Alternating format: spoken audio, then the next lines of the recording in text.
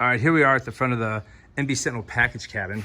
We're going to remove the base out of this unit so we can show you what the interior of this cabinet looks like in the bottom for anchoring it to a concrete pad. You'll simply go to the back here when this arrives and remove these side flanges here that offer security as well as added strength benefits for the back of this cabinet. And once both of those are off, you'll be able to take this back panel off, and this is where we'll slide the base out.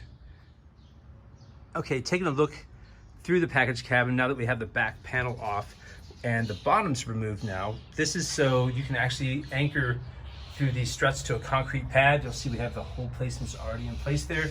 And one thing very important to point out is you'll notice the lock component here, it's still intact. There's no need to take this off when you're taking the bottom panel off to anchor this, and that way you'll maintain the actual lock settings and the refined adjustments that are already completed when it's shipped.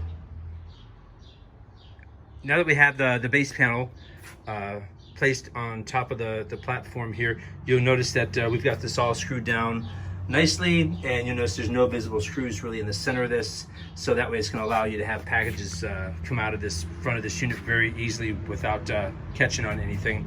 Wanted to point out, when you install this back here, this is where the actual cables are in this raceway here, and you notice there's a little gap down low here. You got to make certain you keep the cables over to the side so that way you don't pinch them when you bring this bottom panel in through the back here. You see how we have the extra wide flange on the back here. It gives you clearance to slide that in from the back, and you want to actually lift it up and over the microplastics that these screws actually all attach to. So someone loading this in from the back and then another person kind of helping it in from the front is a great way to bring this bottom into this unit.